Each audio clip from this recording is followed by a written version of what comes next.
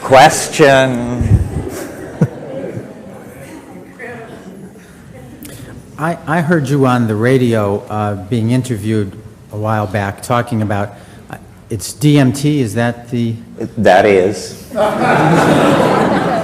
And that got me really interested. And you said that it was basically unavailable. From me. Well, is that your question? No. Close.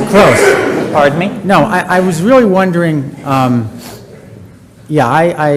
had interpreted that you had said it was pretty much unavailable, period, and I was wondering if in fact it was available, and if not, I mean, that just sort of renewed my interest in psychedelics, which now you think is the second best choice.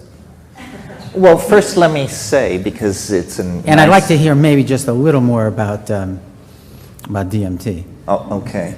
Well, first thing let me say, which is a piece of practical advice, the psychedelic community is cleverly invisible because our choices in gender expression, fashion, so forth and so on, have by crypto osmosis come to dominate the values of the culture. We can no longer tell ourselves from straight people. So the only opportunity where we really come out of the woodwork is a thing like this. But then, of course, there's a tendency to fall into old think, and everybody focus on the alpha male Spielmeister at the front of the room. So let me point out to you, I'm going home to Hawaii tomorrow morning, but this is your community. This is your community. And whatever it is that you think you need, there are a dozen people in this room who can help you out. And I am not one of them, because I have a different assignment. But look around, and of course, be careful. But after all, this is about consciousness, right? I mean, if you're not conscious enough to conduct that social transaction without flubbing it up, that's probably God's way of telling you shouldn't be proceeding toward high doses anyway. Yeah. Oh, and you wanted me to say more about it. The black and red poncho. The man in the black and red poncho. Yeah, I mean, in a way, it's impossible to talk about DMT, but on the other hand, it's fun to try to talk about it because it pushes the horse of language into a lather. Basically, when you smoke DMT, what happens is pure confoundment. And, you know, I'm trying to speak generally here, in the sense that different people are confounded by different things. So, of course, it addresses you personally. Your level and tolerance for confoundment is a very personal thing. People have asked me about DMT, is it dangerous? And the real answer is only if you fear death by astonishment. You know, and you deliver that line and then people laugh, except the people who've done DMT don't laugh. Because they understand, you know, death by astonishment is no remote possibility. Death by astonishment is right there. You know, when was the last time you were astonished? Unless I smoke DMT, it doesn't happen to me. Amazed occasionally. Astonished, never. Astonishment is when your jaw hangs for a long time. You know? And DMT is simply confounding. Now, how could something be that confounding? I mean, you can imagine taking a drug and realizing that you should treat your partner better, or realizing that God really exists, or realizing that you should exercise more, or realizing that the planet is an organized intelligence. But how could something be as confounding as DMT is? Well, I think the answer to that, and it took me a while to get to this, is that the reason it's so confounding is because its impact is on the language forming capacity itself. So the reason it's so confounding is because the thing which is trying to look at the DMT is infected by it, by the process of inspection. So DMT does not provide an experience which you analyze. Nothing so tidy goes on.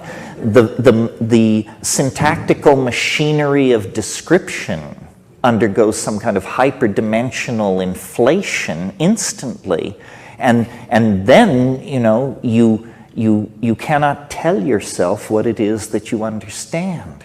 In other words, what DMT does can't be downloaded into as low-dimensional a language as English. And so you're like, I remember a B movie I saw when I was a kid, and it was set somewhere in Mexico, and there was a big swamp, and there was a dinosaur in the swamp, and at one point this campesino who encounters the dinosaur comes rushing out of the swamp, and the patron of the ranch is there, and this terrified guy is there in this serape, and he can only point to the forest and sort of make a croaking sound, and that's what English allows you to do with the experience of DMT. You just come down a sputtering mess. If it works, you just come down saying, my God, it's not what I thought it was. This is after you've done it 20 times. It's not what I thought it was. It's not what I can think it is. It's something, and to me, it's a miracle, because my intellectual arrow and how I brought myself up in terms of all these things was, I am a rationalist, and I am interested in testing and verifying and proceeding to define truth by non-exotic means. In other words, no archangels, none of that. And as I matured intellectually, I began to eliminate mystery from the world. I'd look into some spiritual discipline, conclude, no, that's a bunch of crap. I'd go to some teacher, conclude, no, this guy is a weasel. I sought the weird, but with an attitude of critical skepticism. And I assumed blithely that with this flashlight, I would soon prove there were no elves out there in the darkness. Turns out, no. This is the way to proceed, because stuff which is malarkey will be exposed as malarkey instantly. You just go to the guru and you say, what can you show me? And if the guy wants you to sweep up around the ashram for a dozen years or so, you say, no, I'm out of here. But when you get to DMT, it delivers. It delivers. It is as strange as anything can be. It is, it is not only stranger than you suppose as you sit here, it is stranger than you can suppose. And what makes me wild about this is we're not talking about something that you have to go 500 miles up a jungle river and live with primitive people and study techniques for 30 years and control. We're talking about something which, if I had a pipe loaded with it in my hand, each one of you would be 30 seconds away from what I'm talking about. Well, you know, you've tripped, and yeah, you lived in Paris, and you went to Trebizond and all these things, but nothing like this ever descended. But it's so near. You know, it's not attained by practicing tantric techniques or building up it's none of that. It's just near, very near. One toke away is this absolutely reality-dissolving, category reconstructing, mind-boggling possibility. And I feel like this is a truth that has to be told. I'm like the campesino running out of the swamp and saying, you know, over here, you know, the orange thing, do that. All right, that's enough about DMT. You got to take hold here. Thank you very, very much. Thank you.